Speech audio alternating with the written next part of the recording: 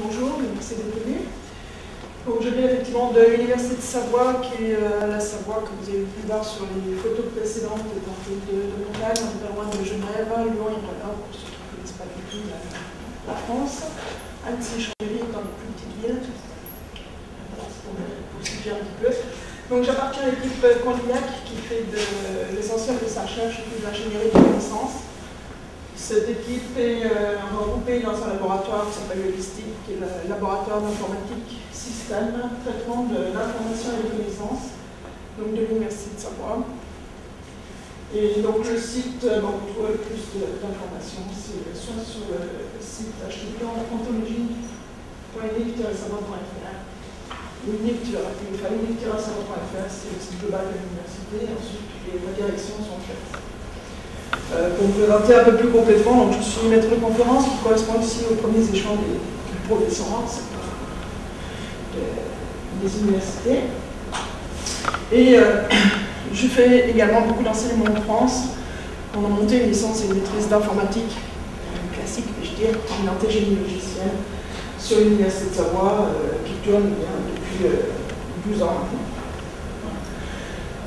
Donc, ma formation, c'est évidemment l'informatique.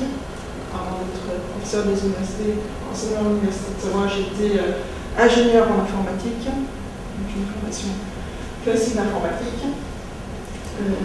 J'ai donc fait une école d'ingénieur à Lyon, l'INSA, et un doctorat en informatique industrielle avec la simulation de téléflexible.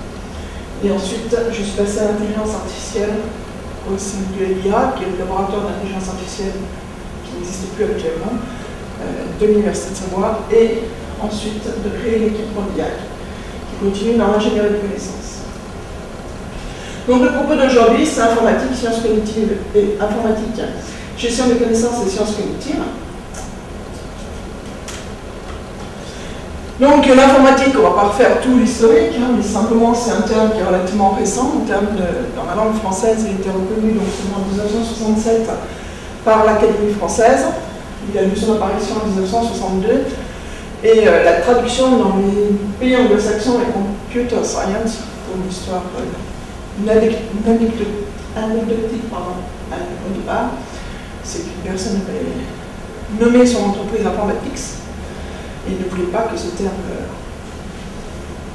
anglais, on va dire, soit pris comme terme pour assurer les enseignements dans cette discipline. Il avait donc été déposé pour tous les anglo-saxons, Informatics était interdit. Donc ça donnait la traduction de computer science, ce qui change un petit peu. Donc au départ, l'informatique, c'est quoi? C'est le traitement automatisé des données et de l'information. Et ce que l'on a surtout informatisé au départ, ce sont les travaux répétitifs et tout ce qui peut se révéler comme tel, que les travaux qui étaient réputés pénibles et qui pouvaient être automatisés. Avec l'informatique, se sont développées un certain nombre de sciences, de techniques qui s'y rapprochent, avec d'une part l'évolution des matériaux. Un ordinateur, ce n'est jamais qu'une unité centrale qui connaît les 0 et les 1, donc quelque chose de très rudimentaire, et qui ensuite a évolué, et puis avec tous les périphériques que l'on peut connaître, donc le clavier, la souris, l'écran, les systèmes de projection, mais aussi tous les systèmes plus performants actuellement, les DVD, tous les supports USB, etc., les clés USB qui peuvent exister. Donc tous ces périphériques ont énormément évolué en 20 ans, on va dire, à peu près. L'évolution a été très rapide, avec le développement donc, des logiciels, que ce soit des logiciels spécifiques à l'informatique, puisqu'ils tournent autour des systèmes d'exploitation, Linux, Windows, OS, macOS pour les systèmes Apple, etc. Donc ils sont des logiciels qui sont très proches, qui font la transition entre nos langages et la machine elle-même, et tous les logiciels applicatifs qui ont pu être développés, qui sont spécifiques à ce que l'on veut savoir, aussi bien des traitements de texte, des tableurs, que des logiciels très spécifiques pour une entreprise particulière. Donc l'informatique a donné lieu au développement d'un certain nombre de méthodes, de langages, d'environnements qui ont pu être développés, de ce qu'on appelle le génie logiciel, permettant de travailler ça à peu près correctement.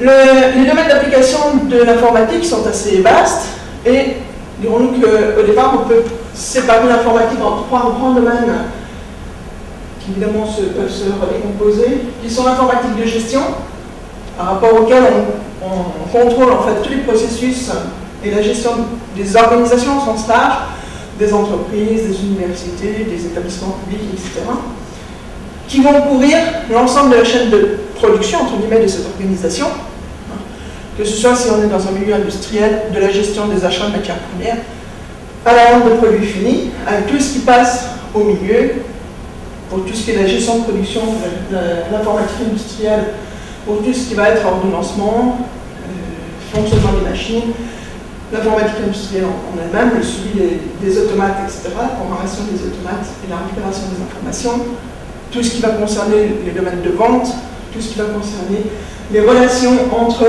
les clients, les fournisseurs, qui sont je dirais, le vivier, ce pourquoi une entreprise est mise. Tout ce qui concerne la gestion également des ressources humaines nécessaires à cet appareil de production. Quand je parle de production, l'université, par exemple, est aussi une organisation dans ce sens-là. Elle est censée produire, entre guillemets, des gens formés, qualifiés, qui vont pouvoir trouver du travail, intervenir dans différents endroits. Toutes les applications classiques de paie et de comptabilité.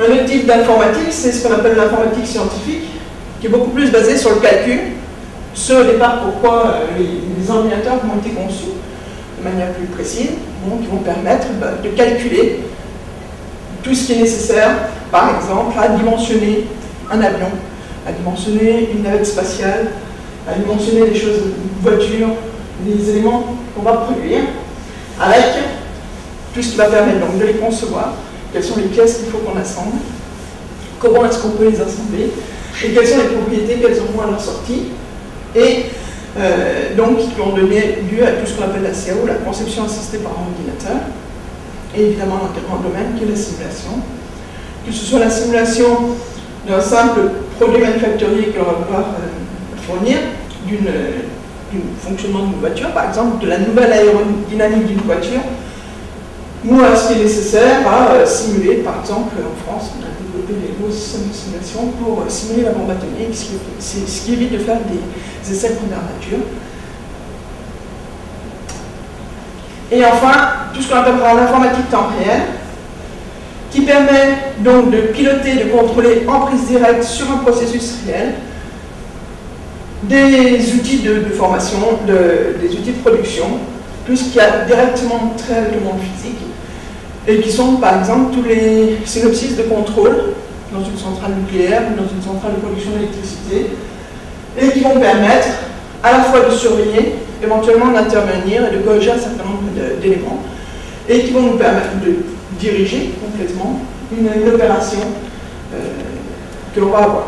Avec la miniaturisation de tous les systèmes électroniques, eh bien on retrouve ce type d'informatique dans des outils aussi simples que la machine à laver, ou beaucoup plus complexes, dès lors qu'on a un certain nombre de circuits électroniques, et d'informatique, je dirais, là, à ce niveau beaucoup plus électronique câblé, et à certains endroits de l'informatique plus sophistiquée pour diriger ces outils de production. Et également, l'informatique, on est associé à tous les domaines de l'activité humaine.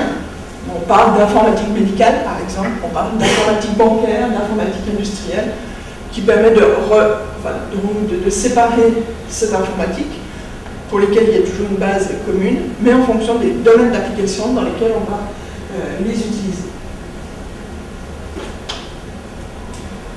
Donc, on parle constamment de données et d'informations. Donc, les données, c'est les éléments bruts que l'on peut retirer du monde qui nous environne. Par exemple, une température est une donnée.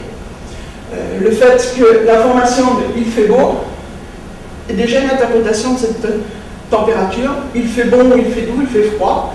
Il fait froid, bon, à Montréal, on va commencer à dire qu'il fait froid à moins 10, il fait très froid à moins 10, il fait autour de 0. Dans le sud de la France, certains considèrent qu'à 10, il fait froid.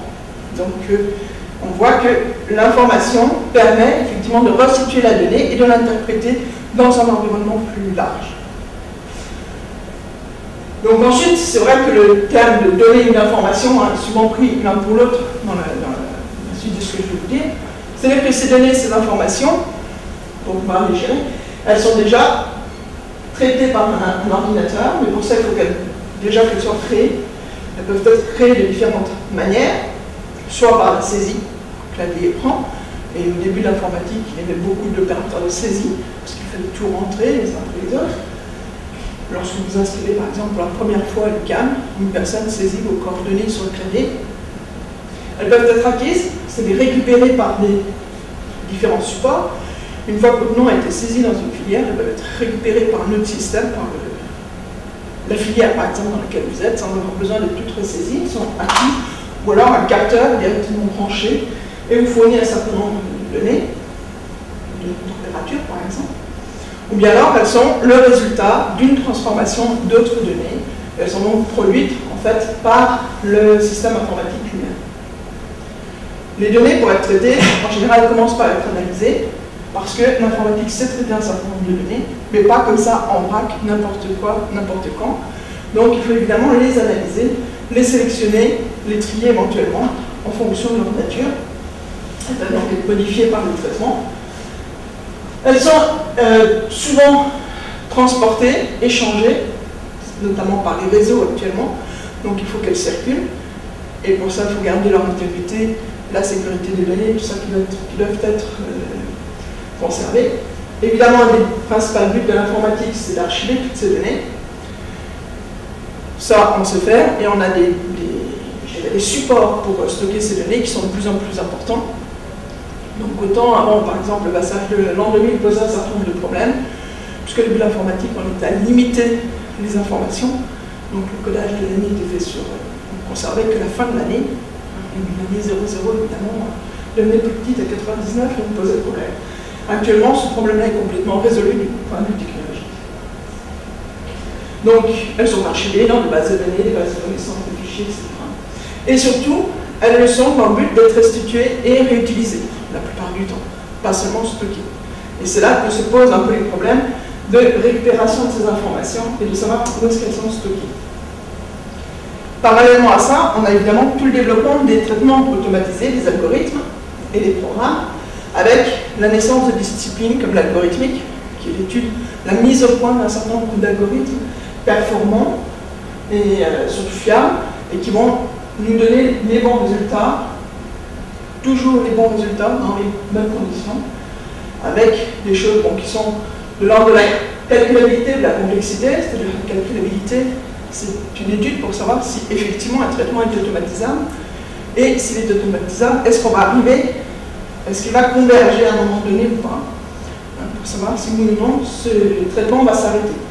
Parce qu'en fait, les traitements infinis, les boucles infinies, les ordinateurs ne savent pas comment faire, parce qu'on bloque toutes les ressources de l'ordinateur, et on ne s'en sert jamais. La complexité ressortant, comme son terme l'indique, du fait que le programme est plus ou moins complexe à mettre en œuvre, mais plus ou moins de ressources, nécessite plus ou moins de ressources, et va donc poser éventuellement des problèmes, notamment aux limites d'exécution de chacun des programmes.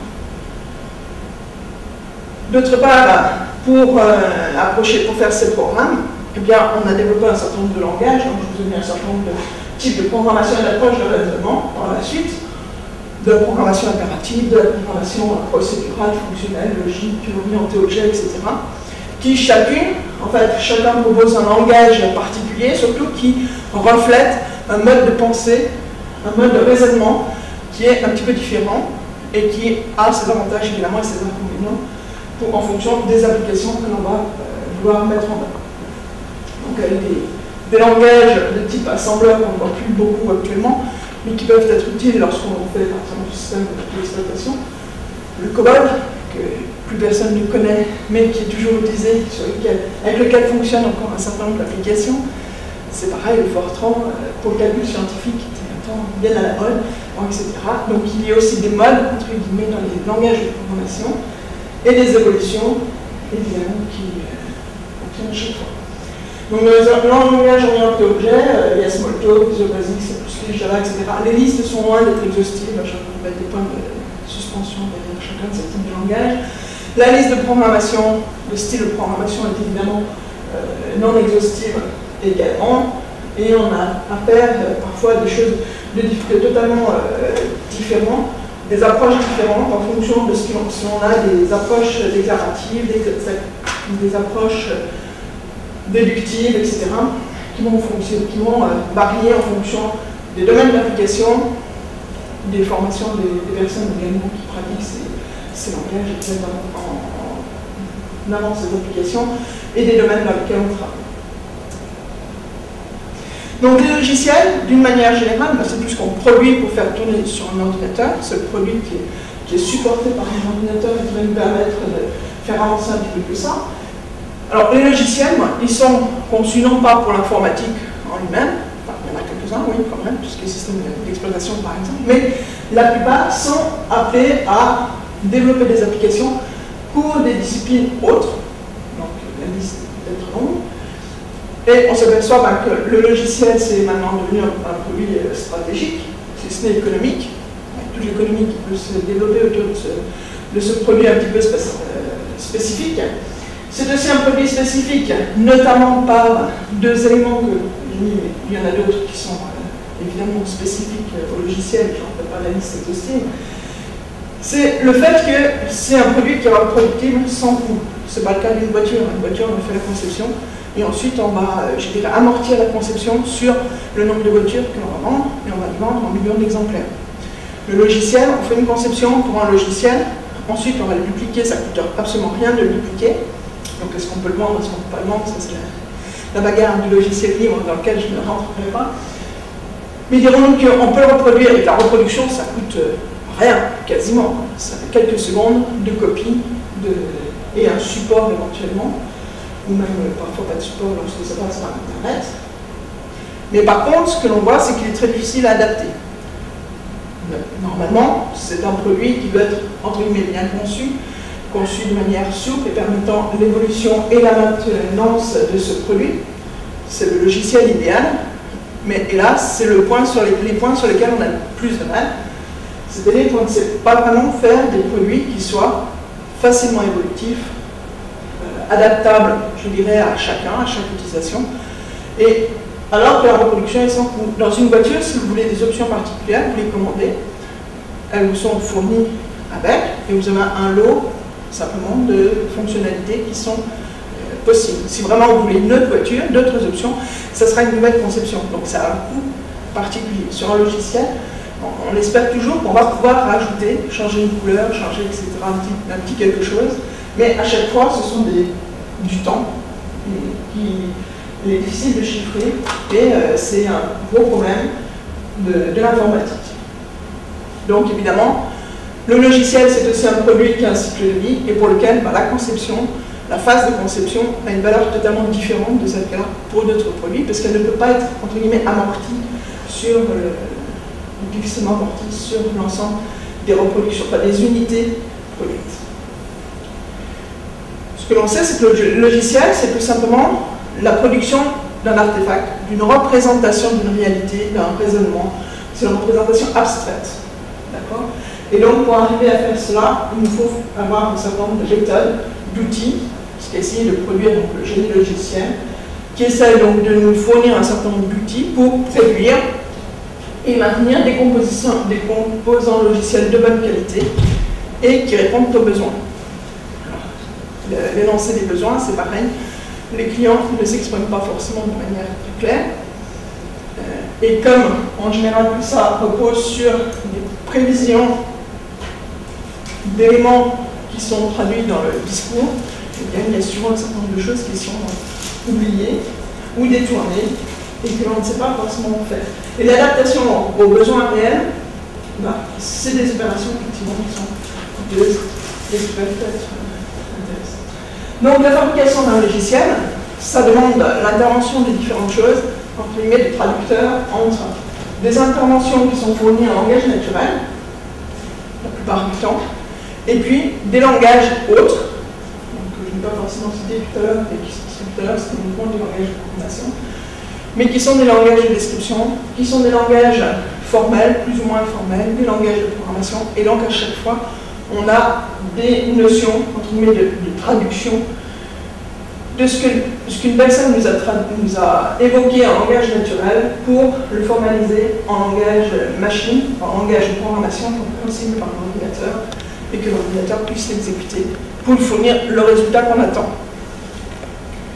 Donc, tout ça repose sur une modélisation donc, du monde réel, ou supposé devenir tel que l'on veut avoir, pour satisfaire le besoin du client, et sur les transformations du modèle, sachant que pour un certain nombre d'applications, on a maintenant ce qu'on peut appeler des modèles génériques, donc il nous suffit entre guillemets, de récupérer, d'adapter à une situation particulière, et à nouveau d'implémenter dans un langage de programmation. Et la plupart des logiciels sont encore, entre guillemets, du domaine de l'artisanat, c'est-à-dire qu'on va retrouver, même si on demande à 3 personnes de concevoir avec le même cahier des charges, eh bien, tout le monde n'arrive pas au même produit à la fin. Si vous faites qualité d'informatique, vous voyez que chacun d'entre vous propose une solution. Le résultat est satisfaisant pour tout le monde, mais ce n'est pas la même chose. Donc on voit bien qu'il y a une part, entre guillemets, d'artisanat encore dans la production, dans le travail sur l'informatique. Donc ce que fait l'informatique, initialement, c'est le traitement des données et des informations. D'accord ? Je vous ai dit aussi que j'avais parlé de gestion de connaissances, de sciences cognitives, donc voilà. Les connaissances, qu'est-ce que c'est? Ben, c'est à partir d'un certain nombre d'informations que l'on a pu collecter, que l'on peut traiter par informatique, et bien ma foi, c'est l'interprétation et le travail sur le sens que l'on peut donner à ces informations que l'on a acquises, travaillées, traitées, transformées, etc. Et pour les mettre en œuvre au travers de savoir-faire. Donc les savoirs étant les connaissances que tout le monde, enfin les savoirs c'est ce qu'on va trouver dans les livres par exemple, ou dans les cours, et les savoir-faire c'est la mise en pratique de ces savoirs pour effectivement savoir quels sont les raisonnements appliqués pour résoudre un problème, par exemple de mathématiques. Lorsqu'on veut résoudre un problème de mathématiques, on sait qu'il faut qu'on ait un certain nombre de savoirs, à savoir un certain nombre de théorèmes et d'axiomes. Et le savoir-faire, c'est la mise en œuvre de ces théorèmes, de ces axiomes pour résoudre un problème particulier. Et donc, ça pour l'instant, dans l'informatique classique, c'est pas forcément une petite parenthèse sur la compétence. La compétence, c'est effectivement la mise en jeu de ces connaissances pour un but précis. C'est-à-dire que vous êtes bon, par exemple, dans une discipline, si vous avez acquis un certain nombre de savoirs, de savoir-faire, et que vous savez les mettre en application dans différents cas de figure, ou dans un cas de figure particulier. Donc les compétences se développent à tout niveau. Donc ce que l'on va être amené à faire, cette fois, c'est non plus des représentations et des stockages d'informations et de données, mais des représentations de connaissances. C'est-à-dire que là-dedans vont rentrer les raisonnements, les savoirs évidemment, les raisonnements, les relations que l'on peut faire entre les différents briques d'informations que l'on peut avoir à différents niveaux. Les connaissances peuvent avoir différents statuts. Alors, le statut des connaissances, on va mettre beaucoup de choses. On peut dire que ce sont des connaissances explicites, donc qui sont clairement énoncées, des connaissances implicites ou tacites, on va supposer être acquises par tout le monde avant de commencer un cours, par exemple, et sur lesquelles on ne revient pas, puisqu'on suppose qu'elles sont acquises qu'elles sont partagées par tout le monde. Il y a les connaissances explicites, donc celles qu'on exprime clairement. Il y a des connaissances que l'on pourrait appeler des connaissances de domaine, c'est-à-dire qui sont communes à un domaine de base que tout le monde peut avoir. Je suppose que tout le monde sait compter, sait faire de multiplication, par exemple. Et puis ensuite, des connaissances spécifiques qui sont effectivement comment est-ce que je fais, moi, individuellement, pour résoudre un problème. Bon, etc. Donc les connaissances peuvent avoir différents statuts en fonction de la manière dont on va pouvoir les aborder. Le problème du partage des connaissances, parce qu'en fait, bon, un savoir, c'est par exemple ce qu'on trouve dans un livre. Mais la connaissance, c'est comment est-ce que je me suis approprié ce qui était écrit dans ce livre-là. Comment est-ce que j'ai compris ce qui était écrit. Et ça, finalement, chacun a son mode, je dirais, d'acquisition, de raisonnement interne pour récupérer tout ça. Donc ensuite, lorsqu'on va vouloir les partager, est-ce que la personne qui est en face connaît les mêmes choses que moi, a les mêmes bases, et qu'est-ce que je suis amené à partager, qu'est-ce que je peux partager entre guillemets sans risque, qu'est-ce que je suis amené à alors déjà à faire passer, à vouloir faire partager, et qu'est-ce que je suis amené à ne pas vouloir partager aussi. Et bon, avec évidemment donc, tout ce qui est lié à la sécurité et à la confidentialité d'un certain nombre de connaissances, comme pour les informations. Je dirais que là, on se retrouve dans le même cas que dans le traitement des informations. Il faut assurer une certaine sécurité des informations que l'on va partager, qui vont être entités que l'on va stocker, une certaine confidentialité également des informations ou des connaissances. Donc les connaissances peuvent être de différents types également. Donc ça peut être des connaissances techniques. Comment est-ce que je manipule mes théorèmes de mathématiques pour résoudre un problème. Elles peuvent être sociales. À qui est-ce que je vais m'adresser pour, puisque je bloque sur mon problème, pour pouvoir résoudre ce problème par exemple. Et donc ça rentre aussi en environnemental. Il est évident qu'à certains moments, je vais être amené à mettre des connaissances en place et que dans un certain environnement, elles me seront utiles et propices, dans d'autres, elles ne le seront pas. Et à certains moments, je vais devoir me rappeler des connaissances, à d'autres, je ne vais pas me les rappeler parce que je ne suis pas en condition de les utiliser, de penser au fait que je les ai. Donc autour de ces connaissances, il n'y a pas que l'informatique qui s'y intéresse, évidemment, l'informatique s'y intéresse un petit peu parce que c'est l'évolution du temps, mais c'est surtout toutes les personnes qui travaillent autour des sciences cognitives. Donc on voit que les sciences cognitives apparaissent dans des dates qui sont similaires en termes intérieurs aux termes informatiques, même si l'informatique dans le traitement existait déjà.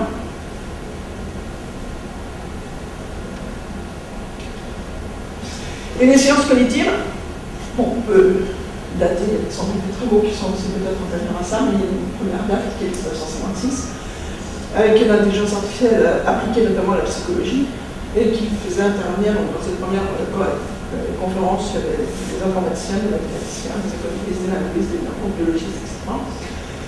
Et les sciences cognitives, c'est donc des personnes qui s'intéressent aux manifestations de l'intelligence humaine, puisqu'on a parlé de connaissances et de processus d'acquisition des connaissances, et le partage de ces connaissances.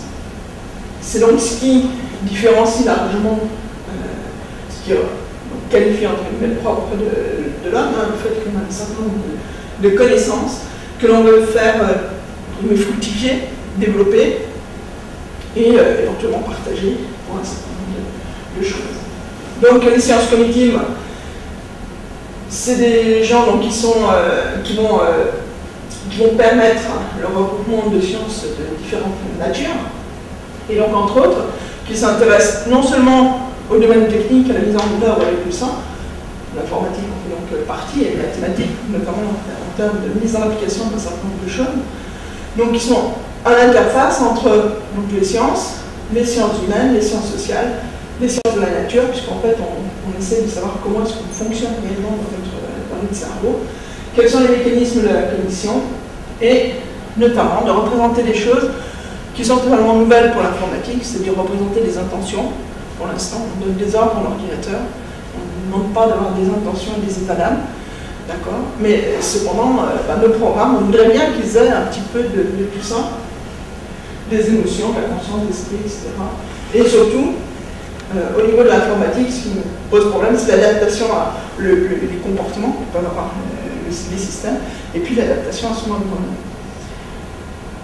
Pour réfléchir un petit peu autour de tout ça, à ce que c'est que le mécanisme de la cognition, à ce que peut bien présenter comme intérêt le cerveau humain, on a besoin de langage, de travailler sur la mémoire, on sait stocker, on sait utiliser la mémoire informatique, mais on ne sait pas du tout quels sont les mécanismes qui gèrent la mémoire humaine, c'est-à-dire notamment engranger les choses, c'est entre guillemets facile, stocker les choses sur un ordinateur, c'est facile. Le problème, c'est de rappeler ce qu'il y a dans la mémoire, et y compris sur un ordinateur, c'est où est l'information que j'ai pu stocker. Quand j'en ai besoin, comment est-ce que je fais pour la retrouver? Puisque maintenant, les masses d'informations et de connaissances qui peuvent être stockées sur les ordinateurs, c'est vraiment pas le problème. Le problème qu'on va avoir, c'est effectivement plutôt ce phénomène de où je vais, comment est-ce que je place dans cette mémoire, comment est-ce que je rappelle. Quels sont les raisonnements qui sont mis en œuvre pour résoudre un problème ou un autre. Notamment avec le fait aussi que, pour l'instant, les ordinateurs savent travailler sur ce qui est numérisé, donc ce qui est textuel, autre, donc ça on sait bien faire, mais on a beaucoup plus de mal avec déjà le traitement des images, autant sont déjà numérisées, mais la perception, donc comment un homme réagit lorsqu'il perçoit quelque chose, lorsqu'il voit quelque chose. L'ordinateur, a priori, n'est pas doué de vision, donc comment est-ce que les programmes peuvent intégrer ces notions-là? Or, comme on a la caméra, ils ont la vision, donc un certain nombre de choses de ce type-là.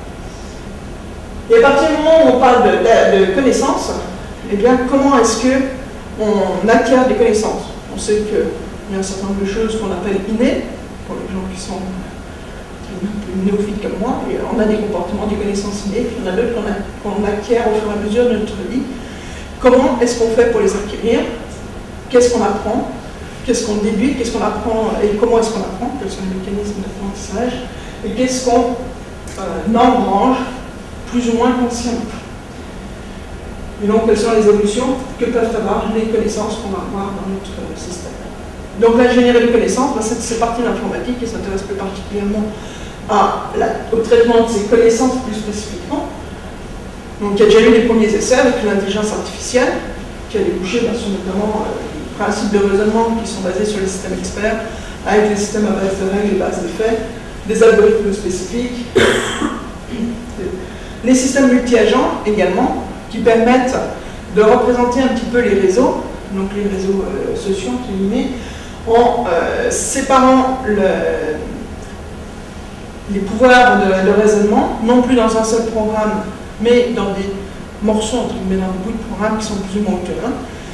Chaque agent, un agent logiciel, ayant un certain nombre de possibilités et pouvant dialoguer avec les autres, ce qui reflète une partie de ce que l'on fait lorsqu'on discute entre personnes, lorsqu'on échange des informations, qui sont un petit peu différentes de tout ça. Donc chaque agent a un certain nombre de possibilités d'action sur ce qu'on lui demande de traiter pour résoudre un problème particulier et pour échanger des informations avec d'autres, demander de l'aide à d'autres agents, comme on le fera un peu plus maintenant. Puis la gestion de connaissances de manière générale, avec plutôt l'aspect gestion des connaissances, le knowledge management, qui travaille donc toute l'ingénierie des connaissances, travaille avec des représentations différentes, mais notamment des représentations symboliques, s'intéresse à gérer surtout non plus les bases de données en tant que telles, avec, je sais que la première colonne représente le nom, la deuxième colonne le prénom, etc., mais le contenu et qu'est-ce que ça peut bien vouloir avoir comme importance de savoir qu'une personne a fait tel cursus. Donc une personne a fait tel cursus, ok, c'est intéressant, c'est une donnée qui est dans ma base. Ce que je peux en extraire, c'est qu'elle a un certain nombre de compétences et de connaissances acquises dans un certain nombre de domaines. Donc c'est ça qui va nous intéresser maintenant, d'aller chercher comme type d'information, alors aussi bien dans les bases de données classiques évidemment qu'on a, que sur tous les supports multimédia qui peuvent apparaître. Et pour ça, eh bien, l'informatique ne sait pas faire autrement que de passer, entre guillemets, par des concepts, par la définition et la modélisation, qui est tout ce qui nous intéresse, et cette modélisation passe par la définition de ce qu'on appelle pas les concepts. Pour traiter un petit peu tout ça, eh bien, dans notre approche, on travaille sur les ontologies. Donc, qu'est-ce que c'est que les ontologies? Je ne vais pas revenir sur tout l'historique, mais on va prendre uniquement la focalisation de ce qui nous intéresse. Bon, étymologiquement, c'est un terme qui veut dire ontos, être, logos, la science et le langage, donc c'est la science de l'être en 4. C'est évidemment au départ des métaphysiciens de la philosophie qui ont proposé ce thème, qui est vu qui est notre grec, peut-être. Et donc nous, bon, on va simplement se restreindre aux ontologies pour l'ingénierie des connaissances, avec le fait simplement que les ontologies vont nous permettre d'approcher, de proposer des styles de modélisation, de conceptualisation du monde qui nous entoure, au travers d'artefacts particuliers, différents de ce que l'on a vu jusqu'à présent. Donc, en ingénierie des connaissances, les ontologies, il y a de nouvelles définitions qui ont été données par notamment Humbert, Garrido, Sowa, Usha Kruger et puis Red Bunch, qui sont les principales références actuellement partagées. Et en fait, ce qui nous intéresse sur les ontologies, mais en fait, c'est ce à quoi on se restreint pour pas partir sur une discussion philosophique, c'est de dire que l'ontologie, c'est une science de ce qui existe déjà. Donc, on cherche effectivement à modéliser quelque chose qui existe, qui pourrait exister, et qui repose sur le fait que les concepts vont être définis par leur essence, c'est-à-dire leur nature profonde, ce pourquoi les êtres sont faits, et par opposition à leur particularité, en faisant attention, une personne a un certain nombre de particularités, mais c'est aussi un être vivant qui a donc un certain nombre de qualités qui se rapportent de l'essence de ce que c'est qu'un être humain. Et la particularité, c'est par exemple le nom que porte chacune des personnes. Donc les ontologies, à quoi ça sert en gros? Mais en fait, à quoi ça nous sert en tant que... Tiens, en fait, on a un monde réel, des applications. Ce qu'on va en avoir, c'est un développement logiciel, une représentation, quelque chose qui va nous permettre de faire tourner nos machines, d'utiliser nos machines. Le but, c'est pas de les faire tourner, c'est surtout qu'elles nous fournissent des résultats qui vont nous intéresser. Pour ça, développer du logiciel.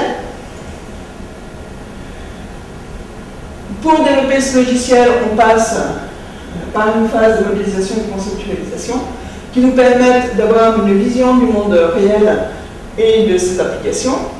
Tout ça est souvent supporté par ce qu'on appellera le monde du discours, c'est-à-dire tout ce qui peut être numérisé, la parole, évidemment, mais aussi maintenant la voix, les images, etc., qui peuvent être numérisés et utilisés. Historiquement, c'était essentiellement le discours, donc tout ce qui pouvait être écrit, dit ou écrit. Et pour ça, eh bien, on va disposer de méthodes et d'outils qui sont liés à la gestion des connaissances lorsqu'on va vouloir passer vraiment de modélisation et de conceptualisation à une représentation informatique, et avec tous les outils et méthodes qui peuvent nous être proposés par les sciences cognitives d'une manière générale, lorsqu'on va vouloir effectivement observer ce monde réel pour le conceptualiser, le représenter de manière utile et pertinente. Donc évidemment, je viens de l'informatique, donc l'approche ontologique qui m'intéresse, c'est tout ce qui peut être directement rentré dans un ordinateur. Donc les avantages de l'approche computationnelle, c'est qu'évidemment, on peut directement appliquer les méthodes du génie logiciel et les outils qu'on a développés dans cette discipline de l'informatique, qui est un petit peu plus ancienne, qui a déjà beaucoup de travaux et méthodes et outils développés. L'inconvénient, si on reste qu'informatique, c'est qu'on passe à côté d'un certain nombre de choses, et notamment on va se focaliser sur la résolution d'un problème particulier, et on va perdre un petit peu les notions linguistiques qui sont pourtant intrinsèquement liées à ce que l'on sait traiter, puisqu'en fait on sait traiter quoi au niveau du texte, en gros, et épistémologique. Et en plus, les ontologies, on ne voudrait pas que ce soit de simples bases de connaissances, telles qu'on les a déjà développées pour les systèmes experts en intelligence artificielle. On aimerait que ce soit un outil autre qui apporte des compléments et qui permet de faire d'autres choses. Donc, dans notre équipe, on propose une ontologie particulière, avec une définition de l'ontologie qui reprend largement qui s'inspire largement de celle que je vous ai citée précédemment. Donc, tout simplement, une ontologie, c'est une conceptualisation d'un domaine particulier, donc ça on va voir qu'on le limite vraiment à un domaine particulier, à laquelle sont associés un ou plusieurs vocabulaires de termes. Ces vocabulaires étant soit des vocabulaires entre guillemets universels dans le domaine que l'on reconnaît, soit éventuellement des vocabulaires qui sont particularisés par une partie des utilisateurs de ces systèmes. Si on parle d'une ontologie, par exemple, d'un domaine technique particulier, il va y avoir les termes entre guillemets officiels, mais pas sur lesquels on n'a pas toujours de consensus, ou sur lesquels on va réussir à obtenir un certain nombre de consensus. Et puis ensuite, il y a les vocabulaires d'utilisation de chaque personne dans ce domaine, qui peuvent varier. Les concepts que l'on va pouvoir, de cette manière-là, isoler et représenter, se structurent donc dans un système plus ou moins complexe, en fonction de ce que l'on va voir, et eux-mêmes participent à la définition, à la signification de termes qui appartiennent à ce domaine-là.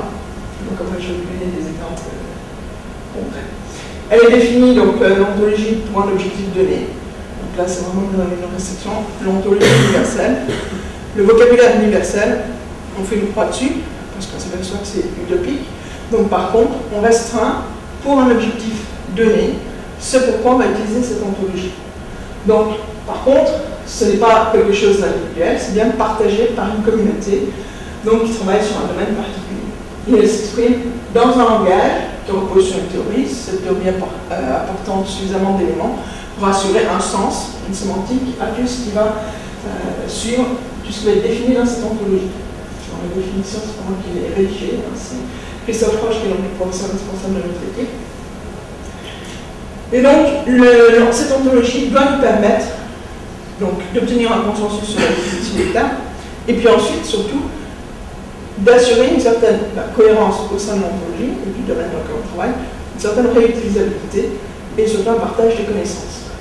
La réutilisabilité est difficile dans tous les termes de l'informatique, la même chose que je vous ai dit tout à l'heure, c'est que l'adaptation spécifique, enfin l'adaptation individuelle des logiciels est très compliquée, très coûteuse.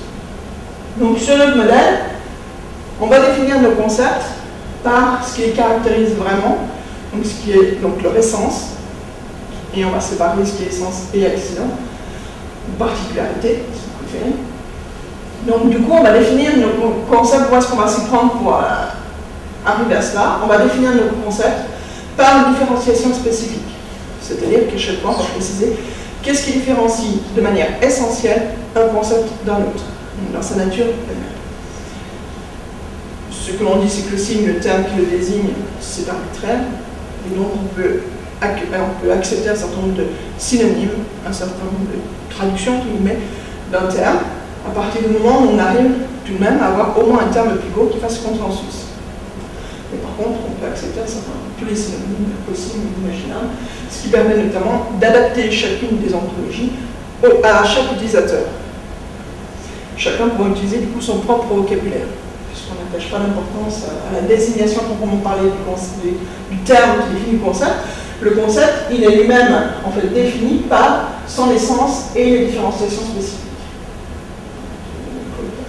Et notre système repose sur l'unification des unités de scène, sur les différences spécifiques et sur une sémantique componentielle. Ce que l'on obtient également en plus de l'ontologie, c'est ce qu'on appelle un lexique orthonormé, sur lequel donc, chacun des termes va pouvoir dénoter le concept. Les concepts vont permettre, de par leur différenciation spécifique, de définir les termes, et les termes vont dénoter le concept. Donc les jeux vont intervenir, et dans lesquels on aura un consensus, et évidemment toutes les lectures, tous les lexiques utilisateurs, dont je vous parlais tout à l'heure, qui vont pouvoir contenir tous les synonymes utilisés à un moment donné par un certain nombre de personnes dans un métier donné. Donc on obtient tout de même un modèle que l'on peut formaliser et rentrer dans un utilisateur, et sur lequel on travaille sur sa formalisation logique a posteriori, c'est-à-dire que la formalisation logique, on ne cherche pas à l'obtenir au départ. Au départ, on va récupérer des informations, on va construire des concepts, et ensuite, une fois qu'on a un certain nombre de concepts, on va les organiser avec une formalisation logique qui vont nous permettre d'assurer notamment le fait que nos ontologies soient utilisables par différentes personnes, que les lexiques utilisateurs ne viennent pas en contradiction avec les lexiques orthonormés, que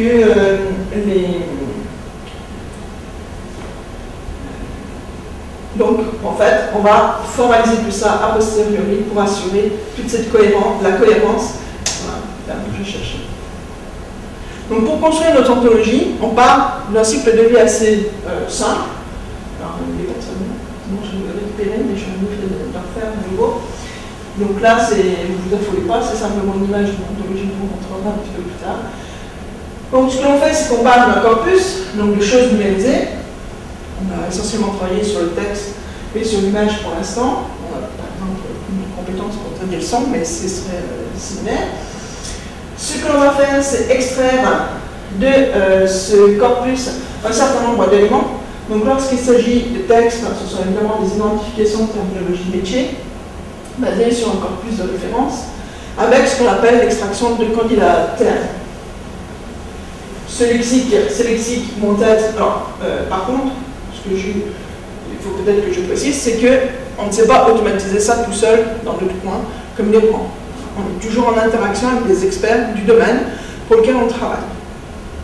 Nos ontologies sont ciblées sur la résolution de problèmes spécifiques, limitées à un domaine particulier, pour lequel on fait appel à des experts, qui évidemment vont nous aider déjà à définir un corpus, donc à délimiter un petit peu le domaine de nos études, puisque sinon le champ des connaissances peut être trop vaste, on va faire appel aux connaissances universelles.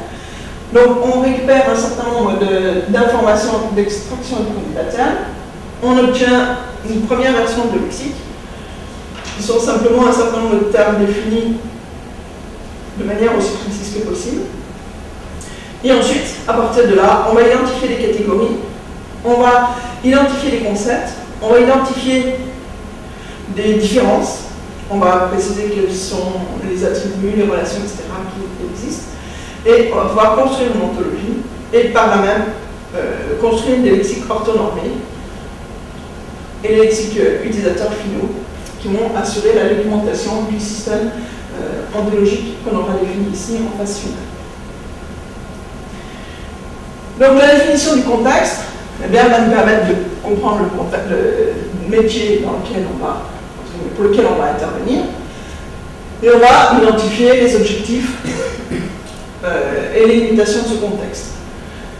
La construction du lexique, eh bien, c'est à partir avec l'aide de l'expert, la constitution du corpus de référence, éventuellement du sous-corpus pour accélérer et faciliter le traitement dans un premier état, dans une première boucle, pour dire, de définir le vocabulaire spécifique à ce métier et arriver à éliminer toutes les expressions qui ne sont pas pertinentes par rapport aux problèmes que l'on peut traiter, en fonction des utilisateurs qu'on va avoir.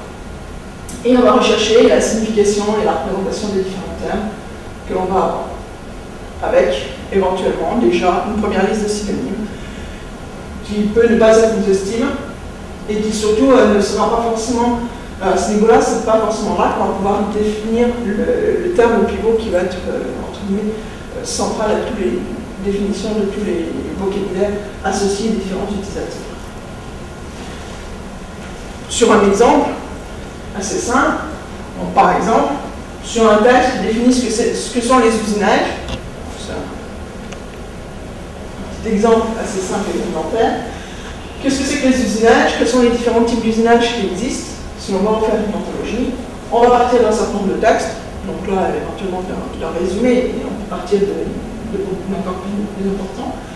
On va en isoler un certain nombre de candidatures qui peuvent être des termes isolés, tels qu'ils sont là, ou qui peuvent être des expressions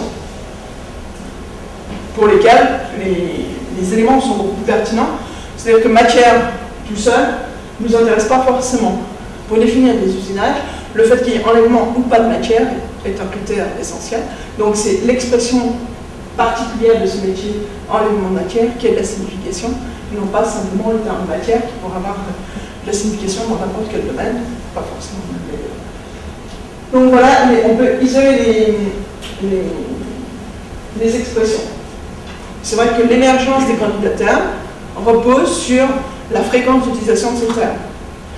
Ensuite, on va effectivement travailler sur quels sont les termes qui sont pertinents. Ça, seul un expert peut nous le confirmer. C'est-à-dire qu'il peut y avoir des termes, vous pouvez regarder quand même que dans la liste des termes, je ne mets pas les termes du langage courant.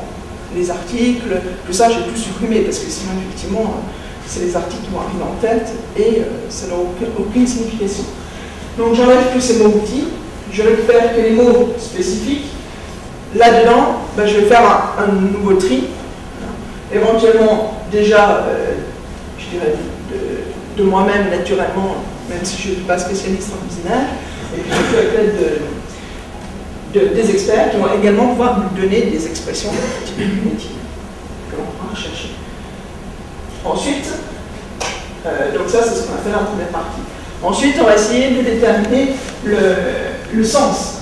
Donc pour ça, tous ces ensembles de termes qu'on a pu définir, donc pour lesquels on a établi un premier lexique qui nous permet d'expliquer un petit peu chacun des termes que l'on va retenir dans notre plus ou moins pertinent pour construire notre ontologie, on va les définir, donc on aura notre premier lexique, notre lexique de base. À partir de là, on va pouvoir regrouper les termes par thème, donc définir ce qu'on appelle des catégories. Et dans chacune de ces catégories, on va également typer les termes, en ce sens qu'on va définir si ce sont des concepts, s'ils représentent des différences, s'ils représentent un ensemble d'objets qui n'est pas forcément un concept. Est-ce que c'est un attribut qui vient compléter la définition d'un concept, qui vient qualifier une différence, qui vient qualifier un ensemble, etc. Et on va donc construire à partir de là notre ontologie et la terminologie en travaillant avec différents outils autres. Bon, j'ai notamment les quelques différences et les réseaux sémantiques, pour arriver à ce qu'on appelle un arbre de Porphyre. Un arbre de Porphyre, c'est un arbre binaire dans lequel chacune des feuilles, enfin des nœuds inférieurs, est définie par substitution par rapport à son père, et comme il est binaire, il possède ou ne possède pas une caractéristique essentielle. Donc les lignes de différence nous permettent simplement de repérer un certain nombre d'éléments que l'on peut qualifier à un moment donné de concept. On peut s'apercevoir que c'est faux lorsqu'on va faire cette ligne de différence, parce qu'on n'arrivera pas à leur affecter un certain nombre d'attributs de qualité. Ce que l'on a défini comme a priori devant être des qualités, requises par un certain nombre de concepts, et puis ensuite on va, au travers de cette ligne, élaborer ceux qui ont les mêmes propriétés, ceux qui ne les ont pas, faire du clustering et des regroupements à ce niveau-là. Des réseaux sémantiques qui vont simplement nous permettre, par exemple, de définir que ces éléments en vert ont des relations entre eux, ou des relations avec les éléments qui sont en noir, et les relations qui les lient. On utilise ici par exemple les couleurs pour préciser que les relations n'ont pas la même sémantique, n'ont pas le même sens. Les relations en bleu représentent un certain sens, un certain nombre d'éléments de relations les uns avec les autres. Les relations peuvent être bidirectionnelles ou unidirectionnelles. Elles sont unidirectionnelles parce qu'il y a déjà une hiérarchie qui a déjà été établie par les concepts et qui va nous permettre donc de regrouper toujours des choses qui ont quelque chose à voir entre elles ou qui n'ont pas du tout de choses à voir entre elles. Ces réseaux sémantiques nous aideront également à voir ensuite quelles sont les relations qui existent entre les différents concepts que l'on aura retenus dans notre construction. Donc pour construire une ontologie locale, on va définir ce qu'on appelle des concepts. Donc les concepts, c'est une abstraction, qui représente une pluralité d'objets qui ont des propriétés et des comportements semblables, similaires, qui peuvent être définis, donc qui sont définis par leur essence, c'est-à-dire par les propriétés qu'ils possèdent ou qu'ils n'ont pas, et les différences spécifiques. Donc qu'est-ce qui va les différencier? Qu'est-ce qui différencie un fils de son père? Une propriété nouvelle. Et qu'est-ce qui différencie un frère de l'autre? C'est que l'un a la propriété et l'autre ne l'a pas. Alors, évidemment, en intermédiaire, on a aussi des arbres NR, c'est-à-dire qu'un père peut avoir plusieurs fils qui ont chacun des propriétés spécifiques. Ensuite, on cherchera effectivement à développer dans la formalisation logique finale uniquement cette bivalence possède ou ne possède pas une propriété. Ces concepts, on les définit, on les réunit par catégorie et on en donne en langage naturel une définition aussi précise, si possible non ambiguë, de chacun de ces concepts. Donc non ambigu, l'ambiguïté est levée par la relation, les différences spécifiques qui vont les caractériser. Donc on obtient quelque chose à la fin qui est précis et non ambigu. Et ensuite, on va essayer de délimiter ces concepts par un terme qui soit accepté par les gens du domaine, qui obtiennent un certain consensus. On va évidemment associer ici tous les synonymes qui sont donnés dans le domaine, mais il faudra bien que le terme qui a été choisi réponde à la définition de l'ensemble des différences spécifiques qui forment ce concept. Donc, un extrait d'une ontologie au cas, c'est un arbre binaire, de Porphyre, qui va être un arbre binaire avec des choses qui sont possédées ou pas possédées. Bon, sur l'exemple du texte que je vous ai donné tout à l'heure, les usinages, on va pouvoir les répartir en différentes familles, notamment entre les usinages qui nécessitent la conservation de la matière, enfin, qui conservent la matière, donc qui font simplement travailler et déformer la matière, d'autres qui concernent l'enlèvement de matière, donc voilà, par exemple, un certain nombre de choses comme le freinage, et d'autres qui font tourner l'enlèvement ou le dépôt de la matière, qui sont mécaniques, qui sont chimiques, en fonction des procédés qu'on a, qui demandent la rotation de la pièce ou qui demandent la rotation de l'outil. A priori, un théorie dans l'usinage. On ne va pas trouver l'usinage dans lequel est la pièce et l'outil tourne, etc. Donc on voit aussi, si jamais les pièces et les outils étaient amenés à tourner simultanément, alors on serait obligé d'établir, de rajouter un étage supplémentaire dans notre arbre. Cet arbre de Porphyre, au départ, ça peut être un arbre NR, mais on le transforme ensuite, donc par une formalisation logique, en un arbre linéaire, qui nous permet d'avoir une définition précise. Donc, par exemple, un fraisage. Un fraisage, qu'est-ce que c'est? C'est un usinage qui demande un déplacement orthogonal et de la rotation de l'outil. C'est une opération mécanique qui permet d'enlever de la matière pour réaliser la pièce que l'on souhaite faire. D'accord? Par contre, un alésage, qu'est-ce que c'est? Eh bien, c'est pratiquement la même chose qu'un fraisage, c'est-à-dire que c'est un usinage qui ne conserve pas la matière, qui plus précisément nécessite l'enlèvement de la matière, qui est fait de manière qui a un traitement mécanique, qui demande la rotation de l'outil, jusque-là on est pareil que le pour fraisage, mais à la fin, la différence, c'est que c'est le déplacement de l'outil, le déplacement de l'outil qui arrive, qui n'est pas le même. Dans un cas, c'est un déplacement orthogonal à la pièce, dans l'autre sens, un déplacement qui est collinéaire par rapport à cette pièce. De cette manière-là, on a une définition non ambiguë de ce que c'est que l'alésage et ce que c'est que le fraisage. Et maintenant, on peut appeler ça autrement. Si on a envie de donner un autre nom que fraisage ou alésage à ces deux opérations, on peut les appeler autrement. La seule chose, c'est qu'il faudra bien que ça concerne ces différences spécifiques et donc ce mode de préparation.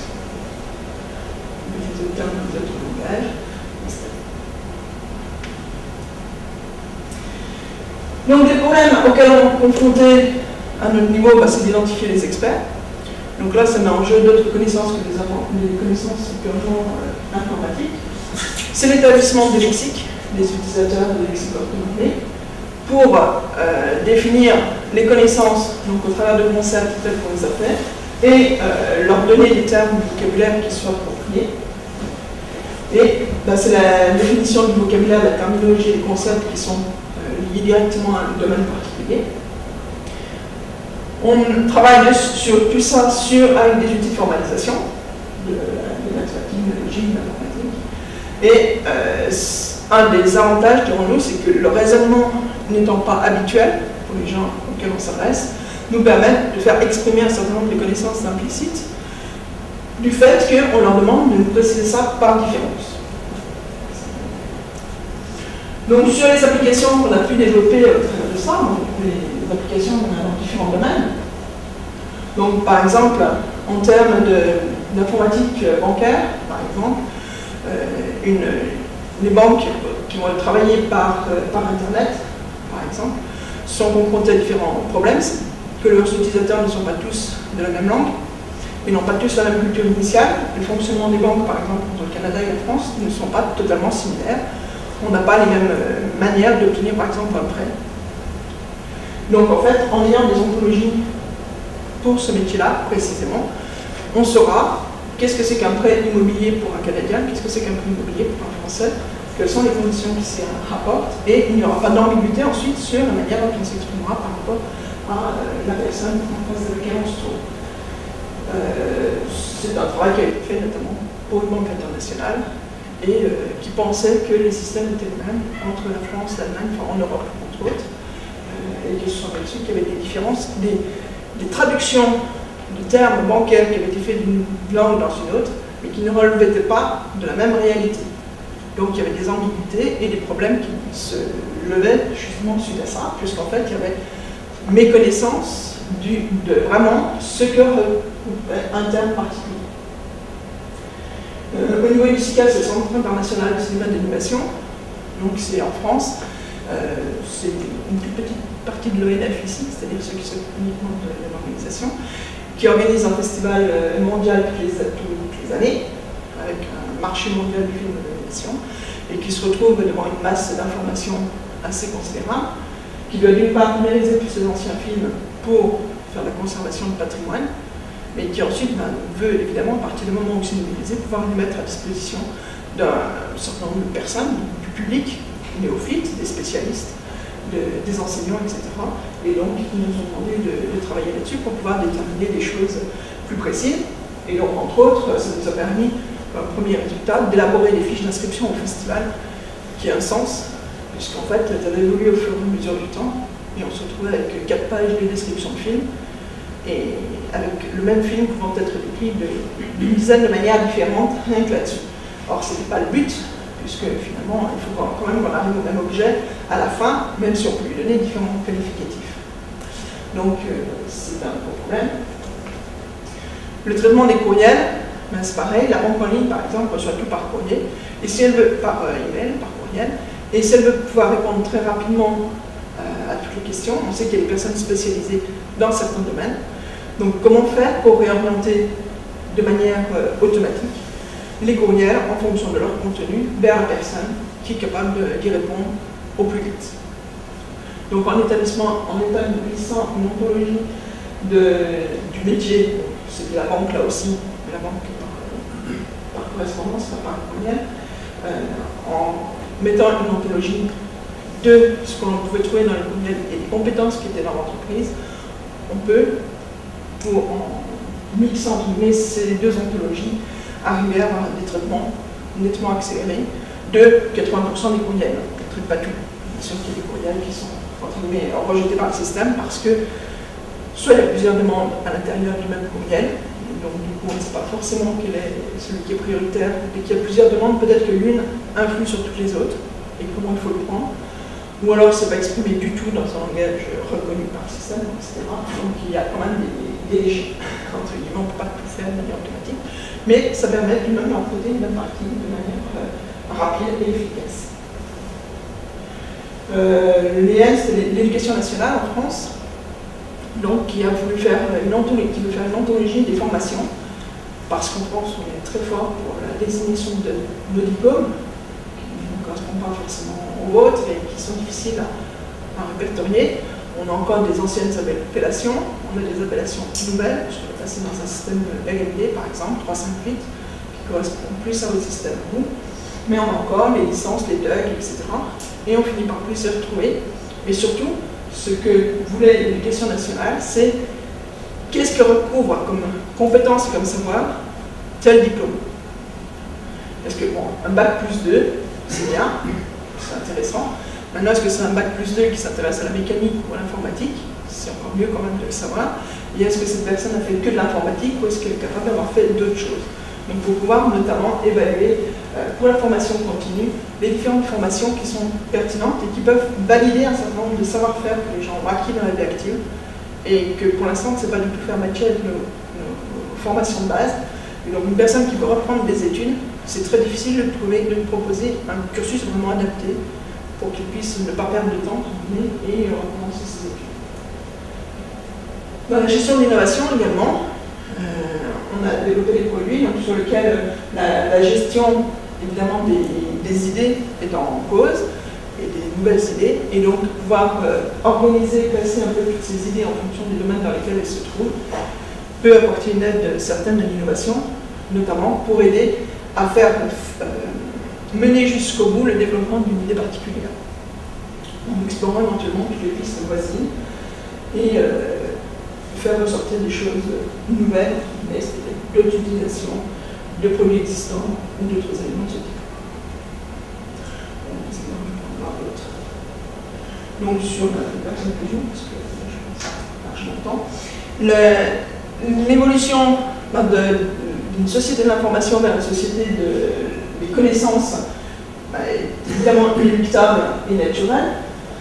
C'est bien que maintenant on ne parle plus forcément d'informatique, mais plutôt de techniques pouvant traiter l'information, les connaissances et les communications. C'est une chose sur laquelle dont je n'ai pas beaucoup parlé, les communications. Les ontologies, là aussi, interfèrent, puisqu'en fait, si, lorsque je communique à quelqu'un un certain nombre de choses, je peux aussi lui donner mon ontologie, il saura exactement à quoi se réfère chacun des termes que j'utilise dans mon vocabulaire. Et lui, de la même manière, pourra me renvoyer une réponse avec son ontologie à lui, et on pourra matcher les ontologies et voir où est-ce qu'on est d'accord, où est-ce qu'on a des vocabulaires qu'on comprend l'un et l'autre, où est-ce qu'il y a des vocabulaires pour lesquels on n'est a priori pas forcément censé se comprendre. On peut comprendre si on a une ontologie effectivement qui est associée. On fait face également à une évolution des différentes échelles de temps, parce que maintenant les systèmes nous permettent d'aller très très vite, l'électronique nous permet de faire des choses très rapidement. Donc le facteur temps a une toute autre valeur de ce qu'il pouvait avoir il y a 10, encore 5 ans. L'espace également, parce que les gens de plus en plus peuvent géographique, ça n'a plus de sens, c'est-à-dire que si je suis au Canada, je ne peux pas dialoguer avec quelqu'un de l'Europe, ou inversement. Donc on peut effectivement, la géographie de l'espace, la notion d'espace n'a plus du tout la même valeur que ce qu'elle avait auparavant.